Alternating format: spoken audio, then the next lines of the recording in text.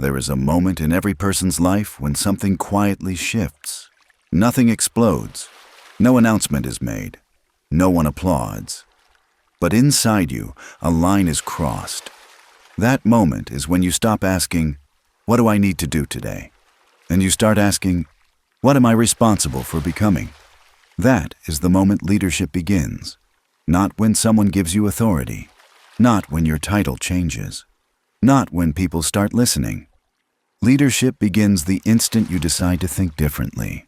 This audiobook is about that decision. Welcome to Think Like a Leader. This is not about managing people. This is not about power. This is not about control. This is about mindset. Because before you ever lead others, you lead with your thinking. Most people never realize this. They believe leadership is something external. A position, a promotion, a permission slip handed down by someone else. But leadership is internal first. It starts with how you interpret responsibility, how you see problems, how you respond to pressure, how you think when no one is watching. Workers wait to be told what to do. Leaders decide what needs to be done. That single shift changes everything. A worker asks for instructions. A leader asks better questions. A worker focuses on tasks. A leader focuses on outcomes. A worker measures effort. A leader measures impact. And here's the truth most people don't want to hear. You can work hard your entire life and never lead anything, because effort alone does not create leadership. Thinking does. This audiobook is not here to flatter you. It's here to challenge the way you see yourself. Because if you still see yourself as someone who waits, you will always feel limited. Limited by bosses, limited by systems, limited by circumstances. But the moment you begin thinking like a leader, you stop waiting. You start owning. Ownership is the foundation of leadership. Ownership of results. Ownership of mistakes. Ownership of direction. A leader doesn't ask, "Whose fault is this?" A leader asks, "What can I do about this?" That question alone separates leaders from followers. Leadership is not louder than everyone else. It is clearer. It is the ability to see what matters when everyone else is distracted. It is the discipline to think long-term in a world addicted to short-term relief. Think about this. Two people can be doing the same job, same role, same environment. One grows, the other stays stuck. The difference is not intelligence. It's not luck. It's not talent. It's perspective. One sees work as something to complete. The other sees work as something to shape. One says, "I finished my part." The other asks, "Did this move us forward?" Leadership begins when your thinking expands beyond your assignment. When you stop defining yourself by your job description and start defining yourself by your contribution. This is why so many people feel exhausted but unfulfilled. They are busy, but they are not building. They are active, but they are not advancing. They mistake motion for progress. A leader never does. A leader understands that direction matters more than speed. Running fast in the wrong direction only gets you tired faster. That's why leaders pause to think. They reflect, they analyze, they ask uncomfortable questions. Not because they are indecisive, but because they are intentional. Leadership thinking is not reactive. It is proactive. It doesn't wait for problems to explode. It notices pressure building. It doesn't wait for clarity to appear. It creates clarity. And this is where many people resist leadership, because thinking like a leader requires responsibility. It means you can't hide behind excuses anymore. You can't blame the system forever. You can't wait for perfect conditions. You can't say, "That's not my job." Leadership thinking asks, "If not me, then who?" That question is uncomfortable, but it is powerful. Because the moment you accept responsibility for more than your task list, your identity begins to change. You stop seeing yourself as replaceable. You stop seeing yourself as small. You stop seeing yourself as powerless. You begin to see leverage. Leadership is leverage. It is the ability to influence outcomes through thinking, planning, and example. This audiobook will show you how to build that mindset, not through hype, not through slogans, but through clear, grounded principles. You will learn why leaders think differently under pressure, why they stay calm while others panic, why they move forward while others wait, and most importantly, You will learn how to train your mind to operate from leadership, even before anyone notices. Because here's the truth. By the time people call you a leader, you've already been thinking like one for a long time. Leadership is invisible before it becomes obvious, and it always starts in the mind. So, as you listen, ask yourself this: where have I been waiting when I could have been deciding? Where have I been completing tasks instead of shaping outcomes? Where have I been thinking small because it felt safer? Those questions are not meant to judge you. They are meant to wake you up. Because once you start thinking like a leader, you can never go back. You see more. You expect more. You demand more from yourself. And that is where the real transformation begins. In the next chapter, we will break down the core difference between workers and leaders, not in behavior, but in how they see the world. Because once you understand that difference, you'll never confuse effort with leadership again. Chapter 2: Workers versus Leaders. The invisible divide. The difference between a worker and a leader is not intelligence. It is not education. It is not even confidence. It is how they interpret the world around them. Two people can hear the same instruction and walk away with completely different realities. A worker hears, "Do this." A leader hears, "This needs to be solved." That distinction changes everything. Workers operate inside the box they're given. Leaders question the size of the box. Workers focus on what is required. Leaders focus on what is possible. And here's the uncomfortable truth. Most people are trained, from childhood, to think like workers. Follow instructions. Don't question too much. Stay in your lane. Wait your turn. That mindset keeps systems running, but it never creates progress. Leadership thinking disrupts comfort. It asks, "Why is this done this way? Oh, what happens if we change this? Is there a better approach?" And that questioning makes people uncomfortable, especially those who benefit from things staying the same. This is why leadership is often resisted before it's respected. Because a leader doesn't just do what is asked, they see what is missing. Workers measure success by completion. Leaders measure success by improvement.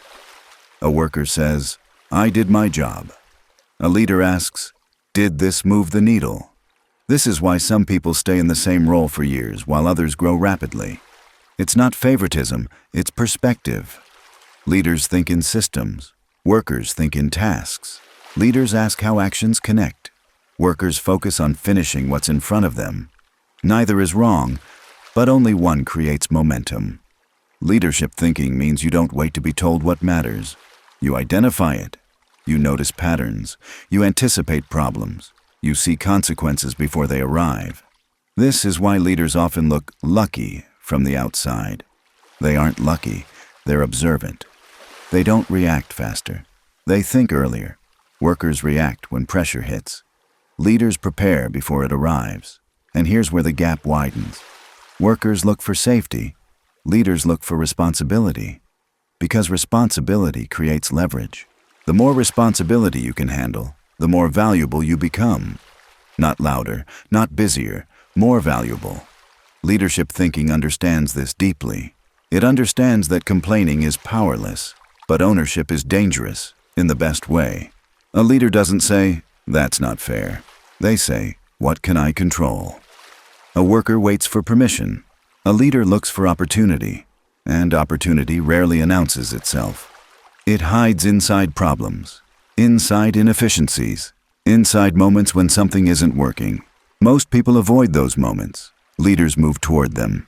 This is why leadership often feels lonely at first, because while others are protecting comfort, you're carrying responsibility.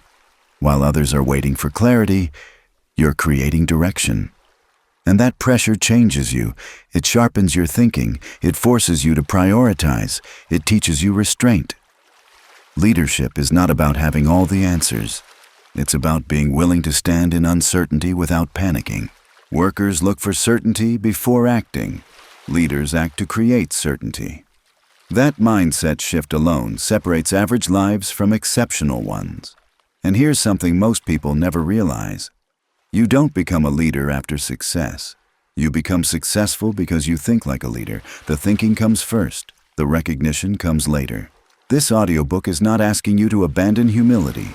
It's asking you to abandon small thinking, because leadership is not arrogance, it's accountability.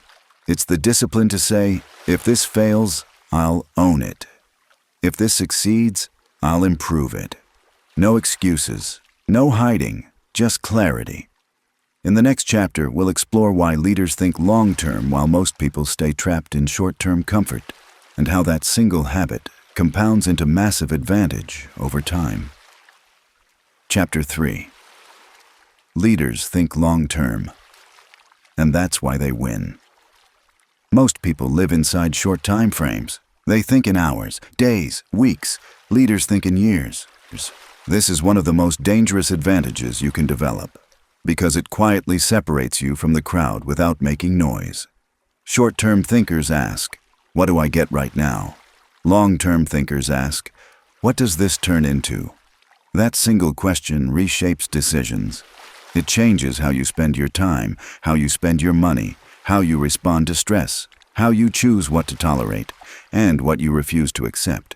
Short-term thinking wants comfort, long-term thinking wants alignment, and comfort feels good, until it costs you everything later. Leaders understand something most people avoid. Every decision has a delayed consequence. Not all consequences show up immediately. Some arrive months later, some arrive years later. That's why discipline feels unfair at first, and indulgence feels harmless, until time exposes the truth. Leaders are willing to feel discomfort now to avoid pain later. Workers often do the opposite. They delay effort, they delay responsibility, they delay difficult conversations, and those delays accumulate interest. Leadership thinking refuses to borrow happiness from the future, because leaders understand, if you steal ease from tomorrow, tomorrow collects with force. This is why leaders invest in skills when no one is watching, why they build systems instead of chasing bursts of motivation, why they protect their focus like it's currency, because it is. Short-term thinking says, I'll deal with it later. Leadership thinking says, if I don't handle this now, it will own me later.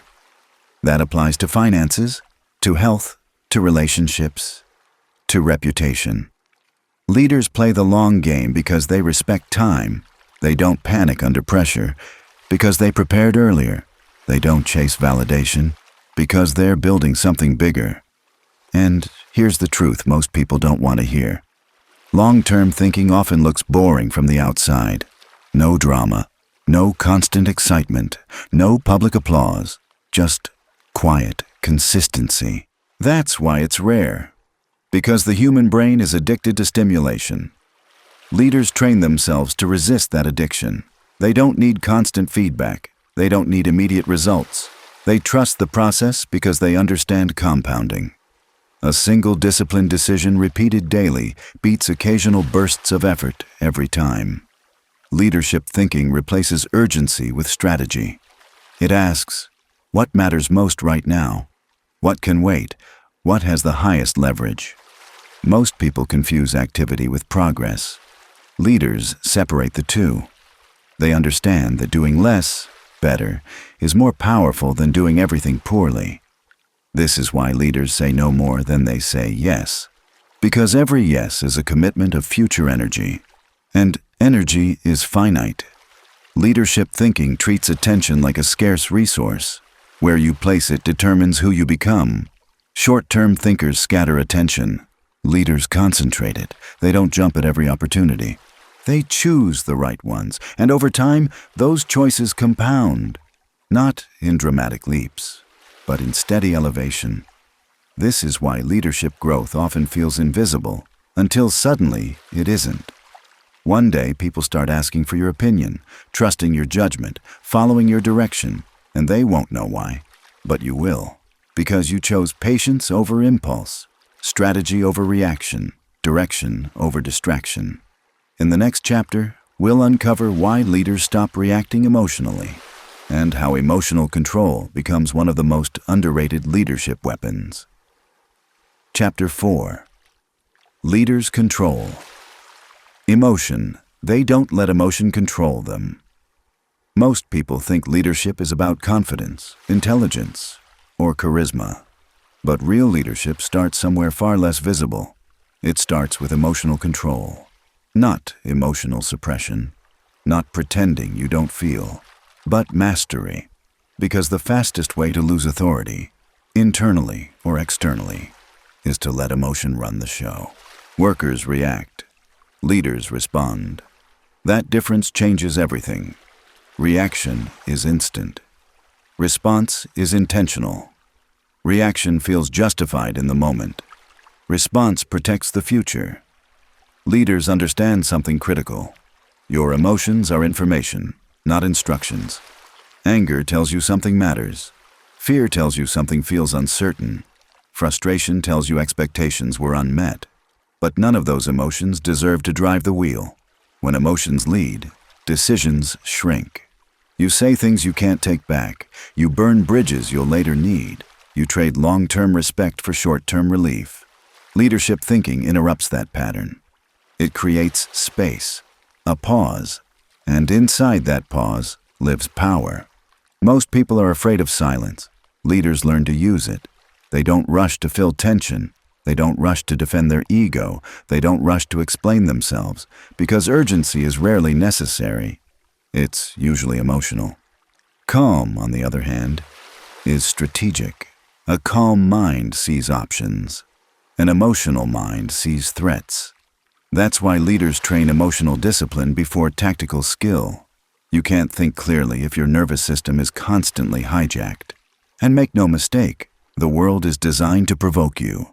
Noise, conflict, comparison, pressure. Everything pulls at your emotions because emotional people are easier to control. Leaders refuse that manipulation. They don't hand their power to external events. They decide who they are before situations test them. This is why leadership presence feels grounded. When others panic, leaders slow down. When others explode, leaders listen. When others complain, leaders observe. That doesn't mean leaders don't feel pressure. It means they've trained themselves not to leak pressure.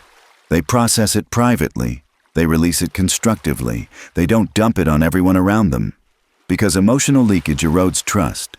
People don't follow volatility. They follow stability. Leaders understand that consistency of behavior builds safety. And safety builds influence. Think about the people you trust most. They're predictable, not boring, but steady. You know how they'll respond under stress. That reliability creates authority without words. Leadership emotional control also means resisting ego triggers. Ego wants to win arguments. Leadership wants to win outcomes. Ego wants recognition. Leadership wants results. Ego reacts to disrespect. Leadership evaluates whether response is necessary at all.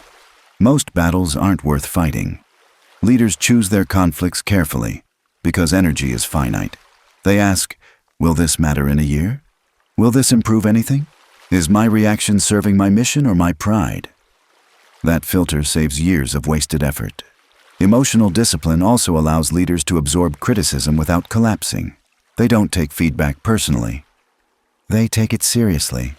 They extract what's useful, discard what isn't, and move forward without resentment. Because resentment is heavy, and leaders don't carry unnecessary weight. They understand that emotional maturity is what allows them to think clearly under pressure, where most people lose clarity. This is why leadership often feels quiet. No drama, no emotional spikes, no constant explanation, just presence. And presence commands respect. In the next chapter, we'll break down how leaders take responsibility differently, and why ownership is the fastest way to rise above average thinking. Chapter 5. Leaders take ownership. Workers look for excuses. There is one habit that instantly separates leaders from everyone else. Ownership, not surface-level responsibility. Not saying, my bad, when it's convenient. Total ownership. Leaders don't ask, who caused this? They ask, what can I control? That single shift changes how they move through the world. Workers wait for permission. Leaders assume responsibility. Workers explain why something didn't work. Leaders explain how they'll make it work next time. Ownership removes helplessness. It replaces "I can't" with "I'll figure it out." This mindset is uncomfortable because it eliminates excuses. No blaming circumstances, no blaming people, no blaming timing. Leaders understand that blame feels relieving, but it's expensive. Every excuse costs you leverage. When you blame others, you give them power over your progress. When you own outcomes, you regain control. That's why leaders are dangerous. Not because they dominate others, but because they don't outsource responsibility for their life. They don't wait for perfect conditions. They don't wait for motivation. They don't wait to feel ready. They act, then adjust. Ownership also changes how leaders see failure. Failure isn't personal. It's feedback, it's data, it's information that sharpens the next decision. Workers fear failure because they tie it to identity. Leaders expect failure because they understand growth is iterative. They don't ask, "What if I mess up?" They ask, "What will this teach me?" This perspective creates momentum. Leaders move faster because they aren't frozen by perfection. They know that clarity often comes after action, not before. Ownership also shows up in communication. Leaders don't hide behind vague language. They say, "I missed that deadline. I made the wrong call. I need to improve this." That honesty builds credibility. People trust leaders who own their mistakes because it signals maturity. Defensiveness destroys authority. Ownership strengthens it. And here's something most people miss. Leaders don't just own outcomes. They own energy. They don't bring excuses into rooms. They don't spread frustration downward. They regulate their internal state before influencing others. Because leadership isn't just about decisions. It's about presence. Ownership also means choosing long-term respect over short-term comfort. Leaders have difficult conversations early. They don't avoid tension. They manage it. They correct issues before they grow. They address problems directly, calmly, and without personal attacks. That clarity prevents chaos later. Avoidance feels peaceful today, but it creates storms tomorrow. Leaders understand delayed discomfort multiplies, so they lean into responsibility when it's small. They don't wait for crises. They prevent them. Ownership also eliminates entitlement. Leaders don't expect rewards for effort alone. They expect results. They don't demand recognition. They let outcomes speak. They know influence is earned, not requested. This mindset shifts how you show up daily. You stop asking, "Why isn't this working for me?" and start asking, "What am I not doing yet?" That question unlocks growth, because the moment you accept full responsibility, your power returns. In the next chapter, we'll explore how leaders think long-term while others get trapped in short-term thinking, and why patience is one of the most underrated leadership advantages. Chapter 6. Leaders think long-term. Workers chase short-term comfort. There is a hidden trap that keeps capable people stuck for decades. Short-term thinking. It feels logical. It feels safe. It feels efficient. But it slowly erodes leadership potential.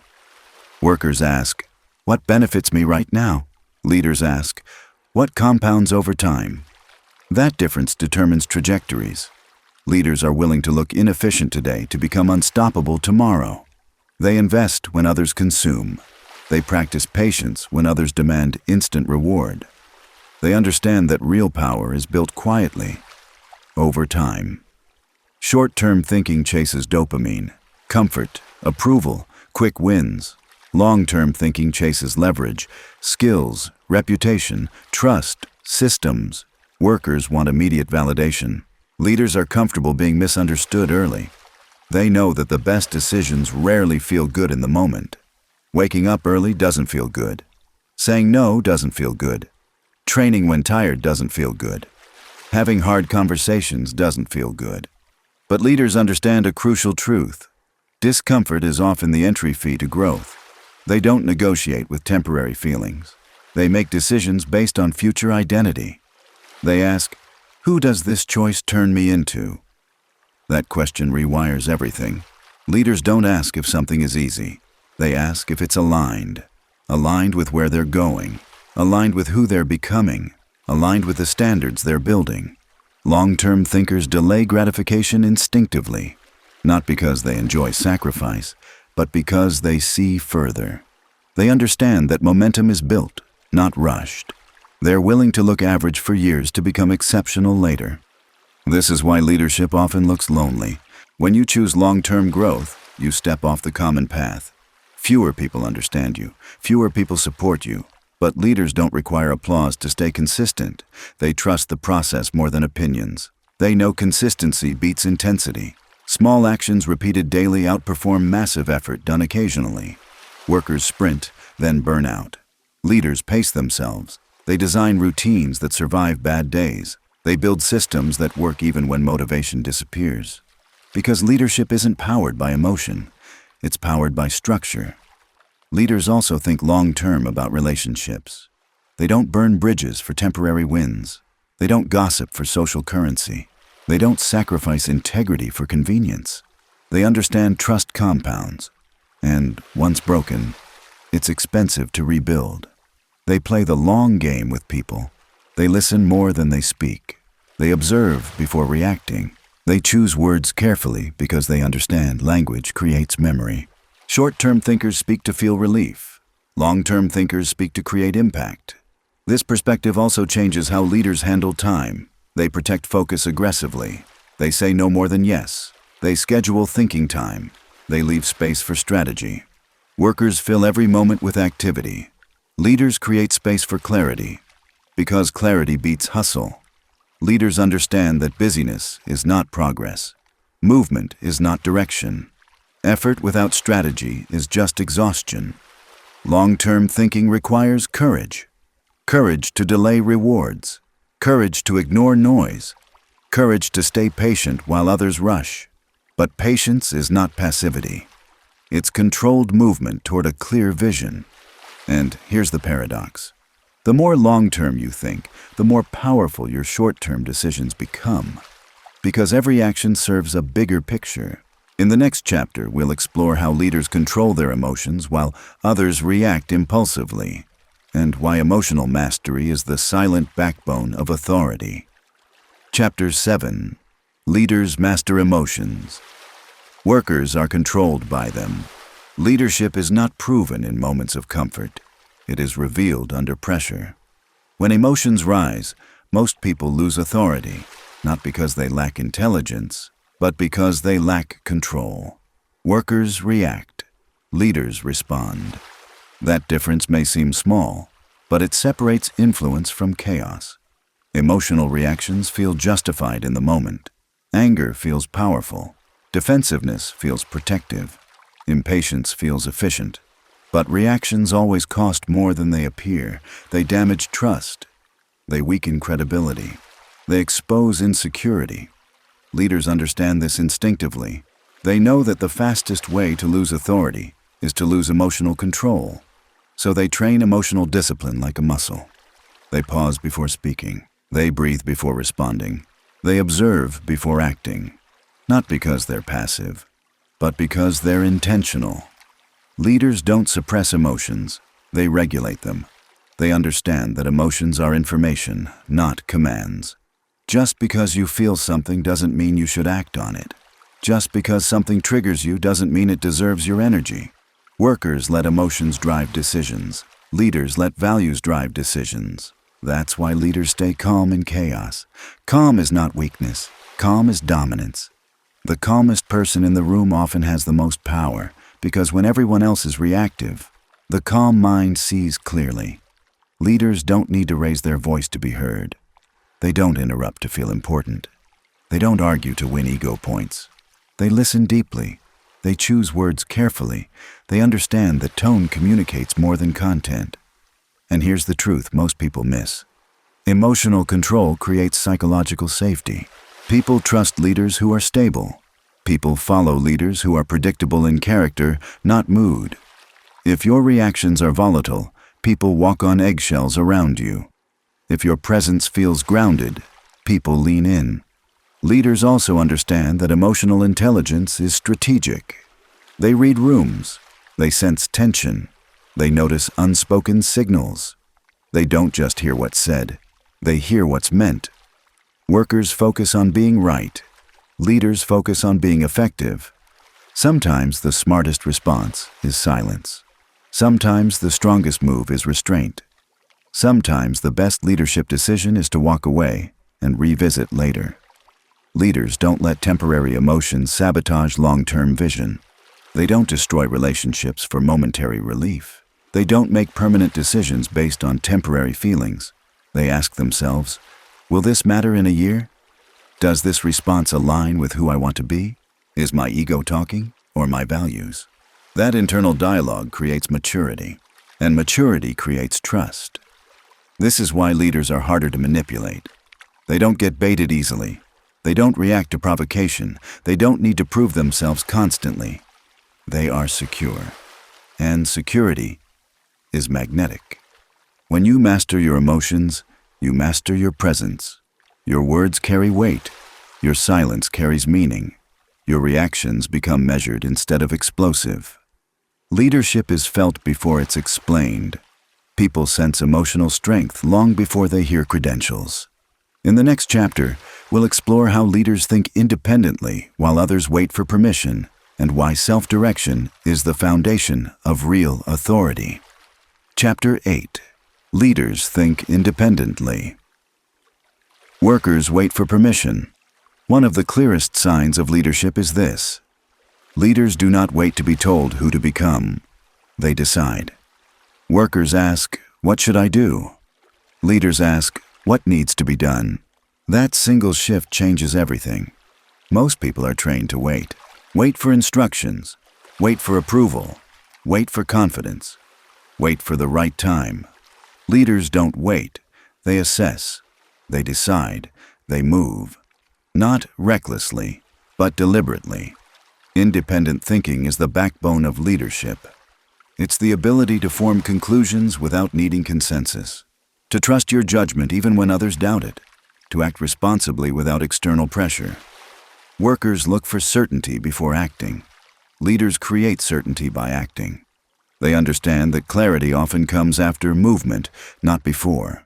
This is why leaders are often misunderstood. From the outside, it looks like confidence. From the inside, it's commitment. Commitment to responsibility. Commitment to ownership. Commitment to living with the consequences of decisions. Leaders don't outsource thinking. They don't blindly follow systems that don't align with their values. They question assumptions. They ask better questions.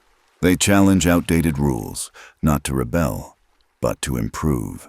Independent thinkers don't need permission to lead their own lives. They don't wait for validation to pursue growth. They don't wait for applause to do meaningful work. They don't wait for motivation to show up. They build internal standards. And those standards guide their actions when no one is watching. Workers are managed externally. Leaders manage themselves. That self-direction creates freedom. Because when you don't need someone else to push you, you become unstoppable. Independent thinking also means taking initiative in uncertainty. Leaders don't freeze when plans fall apart. They adapt. They recalibrate. They take responsibility instead of pointing fingers. When something goes wrong, workers ask, "Who messed this up?" Leaders ask, "What can we learn from this?" That mindset builds resilience. It builds competence. It builds trust. Because people trust those who take ownership, especially when things go wrong. Leaders also understand that independent thinking requires solitude. Time alone. Time to reflect. Time to think deeply without noise. That's why leaders protect their mental space. They don't consume information endlessly. They choose inputs carefully. They think more than they scroll. They reflect more than they react. Independent thinking is not arrogance, it's courage. The courage to stand alone when necessary. The courage to lead before others follow. The courage to be misunderstood for a season. Most people fear being wrong. Leaders fear staying small. They'd rather act, learn, adjust, and grow than remain comfortable in indecision. They trust themselves enough to move forward, even imperfectly. And here's the truth. If you can't lead yourself, you can't lead others. Self-leadership is the training ground for external leadership. How you manage your time, how you handle setbacks, how you speak to yourself, how you make decisions when no one is watching. That's leadership in its purest form. In the next chapter, we'll uncover why leaders think long-term while others chase short-term comfort, and how patience becomes a competitive advantage. Chapter 9. Leaders play the long game. Others chase comfort. Leadership is patience in action. While others are obsessed with quick wins, leaders are building foundations. Workers ask, "What feels good right now?" Leaders ask, "What will matter 5 years from now?" That difference is invisible at first, but over time, it becomes undeniable. Short-term thinking is seductive. It promises comfort today, ease now, relief immediately. Long-term thinking demands restraint, sacrifice now, discomfort today, discipline without applause. Leaders understand a truth most people ignore. The future rewards those who delay gratification. They don't choose what's easy. They choose what's effective. They don't optimize for pleasure. They optimize for progress. This is why leaders often look like they're moving slower than everyone else. But they're not. They're moving deeper.